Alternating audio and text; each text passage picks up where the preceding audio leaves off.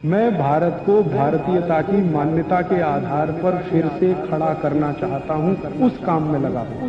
ताजा उदाहरण देता हूं। आजकल भारत में एक खराब बीमारी घुस गई है, चिकनगुनिया। लाखों लोग प्रभावित हैं।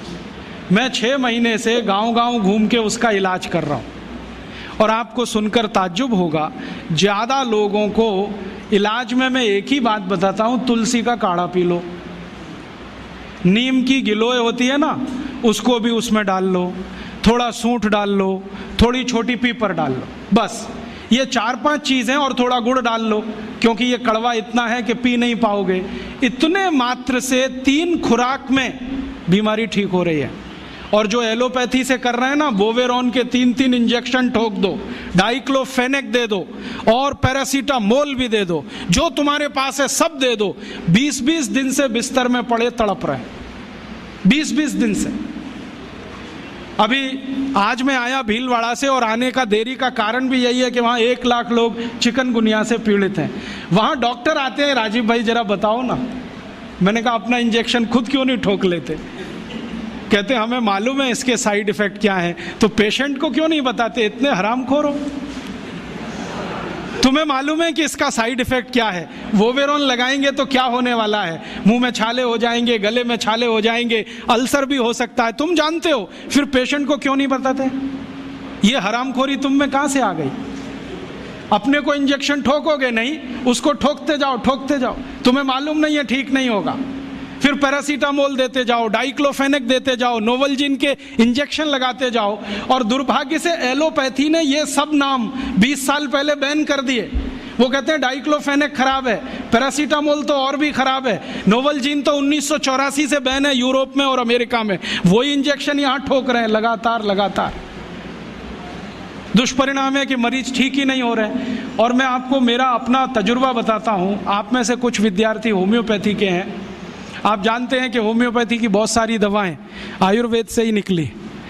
तुलसी है ना, उसी से ओसीमम है। ओसीमम की 3-3 खुराक देके कर्नाटक में 70,000 रोगियों को चलता कर दिया। और वो 20-20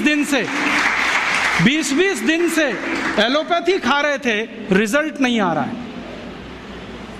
ओसीमम 200 की 3 खुराक सफिशिएंट।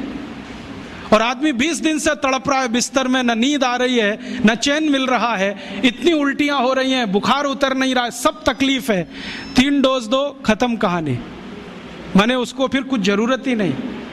और फिर आज स्थिति यह है कि कर्नाटक सरकार ने हमारे ये कैंपों के रिजल्ट देखने के बाद अपने डायरेक्टर्स और जॉइंट डायरेक्टर सबको लाइन से लगा दिया, जाओ राजीव दीक्षित के पास, सीखो उससे वो क्या दे रहा है और रिजल्ट क्यों आ रहे हैं। हमने 70,000 पेशेंट को दवा दी, 6 मरे, और उन्होंने 1,22,000 को दी, उसमें से मुश्किल से 6 बचे।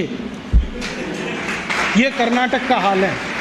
कर्नाटक में चिकनगुनिया इतना बुरी तरह से फैला है, कोई गांव नहीं बचा जहां चिकनगुनिया ना हो। मेरी तो स्थिति यह है कि कार्यकर्ता कम पड़ गए, डॉक्टर कम पड़ गए। अगर मेरे पास 1,000-2,000 डॉक्टर होते तो हम कर्नाटक के उन लाखों लोगों को बचा लेते जो मर गए पिछले 6 महीने। महाराष्ट्र में भी यही है। रिजल्ट मिलते हैं उन दवाओं से, तो भरोसा क्यों नहीं करें उनके ऊपर? ओसीमम तो तुलसी में से ही बनी है भाई, और तो क्या है, डाइल्यूशन फॉर्म में है, बस इतना ही तो है।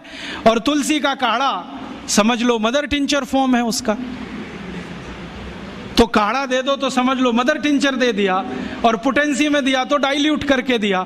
और आप जानते हैं कि ये आयुर्वेद का ही सिद्धांत है कि औषधि की मात्रा जितनी कम रखो, असर उतना ही अधिक है। होम्योपैथी तो इसी पे काम करती है। तो अपने विज्ञान में दम तो है, अपनी विद्या में दम तो है, बस इसका प्रचार करने की बात है। प्रचार कौन करेगा?